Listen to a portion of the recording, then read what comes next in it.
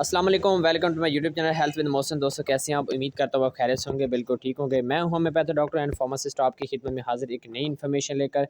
आज मैं बात करूंगा फार्माकोग्नोसी के हवाले से। फर्स्ट ईयर के वो स्टूडेंट्स जो मुझे बार बार मैसेज कर रहे हैं कि सर पीडीएफ फॉर्म में कुछ शॉर्ट सिलेबस सेंड किया जाए, वो भी इंपॉर्टेंट क्वेश्चन है जो बार बार पास्ट पेपर से जो है वो आ रहे हों, और पिछले सालों के जितनी भी पेपर हों वो क्वेश्चन हमें बताएं जो बार बार रिपीटेड हो रहे हों।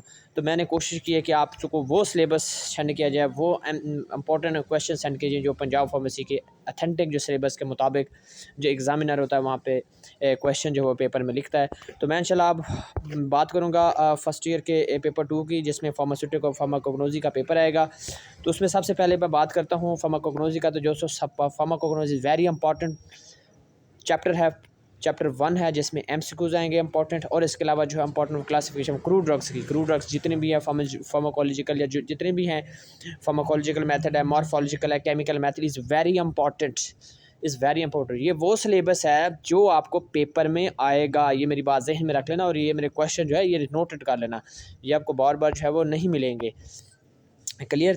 थर्ड चैप्टर में से जो एमसीक्यूज है इज़ वेरी इंपॉर्टेंट है। फोर्थ चैप्टर जो है इंपॉर्टेंट है कि एवोल्यूशन जो है वो ड्रग्स की, वो अपने अच्छी तरह से देख के जानी है। और एंजाइम्स के मतलब enzyme is very important topic. यहाँ पे शॉर्ट भी आ सकता है, लॉन्ग भी आ सकता है, और एमसीक्यूज भी आता है। आपको बता दो कैटलिस्ट क्या होती है, इनकी करैक्टरिस्टिक्स क्या होती है, एंजाइम की करैक्टरिस्टिक्स क्या होती है, इज़ वेरी इंपॉर्टेंट। क्लियर। और प्रॉपर्टी क्या होती है और इसकी इंपॉर्टेंट क्या होती है, ये भी मैं पहले भी वीडियो में बता चुका हूँ कि एंजाइम्स का टॉपिक बहुत इंपॉर्टेंट है।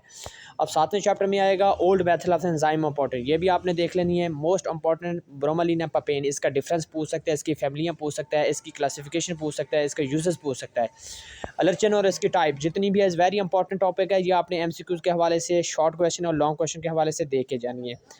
इसके अलावा आपको दोस्तों बताते चलूँ ब्लड टेस्टिंग इंपॉर्टेंट है। उसके बाद क्रोमेटोग्राफी क्या होता है और इसकी जो है वो टेस्ट कैसे किया जाता है, ये आपने देखना है। इसका यूज़ कहाँ किया जाता है ये भी हमने देखना है, ठीक है, पेपर में। तो उसके अलावा जो इन्फ्यूजन है, डिकॉक्शन है, उसके अलावा maceration types is very important है। क्लियर।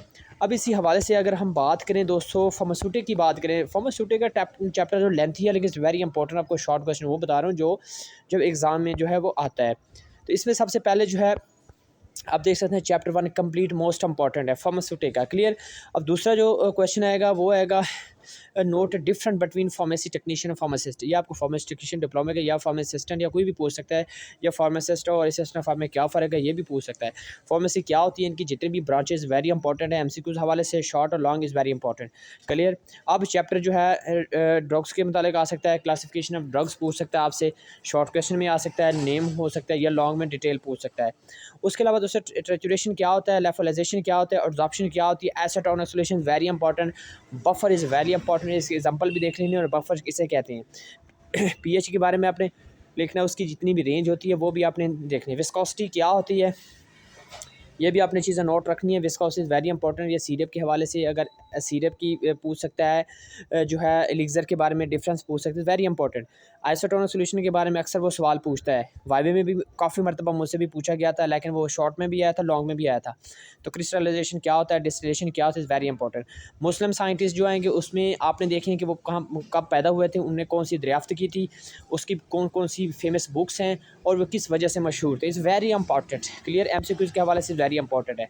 क्लियर। उसके बाद ऑफिशियल बुक्स जो होती है हमारी, जो पाकिस्तान फार्म में ब्रिटिश है, ये सारी जितनी ऑफिशियल बुक्स वेरी इंपॉर्टेंट है।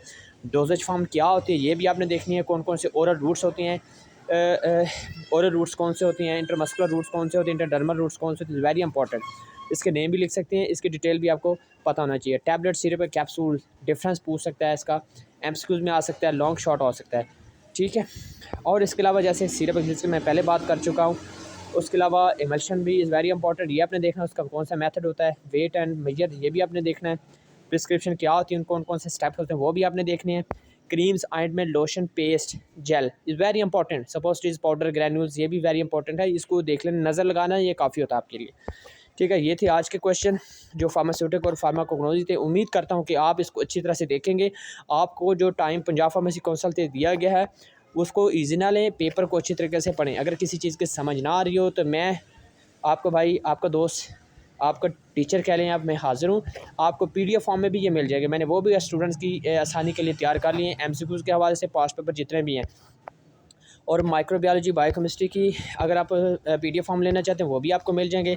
अगर किसी किस्म की आपको गाइडलाइन चाहिए तो खुदारा अपने टीचर से कंसल्ट करें, अपने टीचर से रेगुलर कांटेक्ट में रहें, अपने इदारे से रहें। अगर किसी चीज़ की समझ ना आ रही हो तो मैं हाज़िर हूँ। तो चलते हैं किसी नेक्स्ट वीडियो में आपसे मुलाकात होती है, तब तक इजाज़त दें। इंशाल्लाह आपके लिए कोई अच्छी खबर लेके आऊँगा। अल्लाह हाफ़िज़।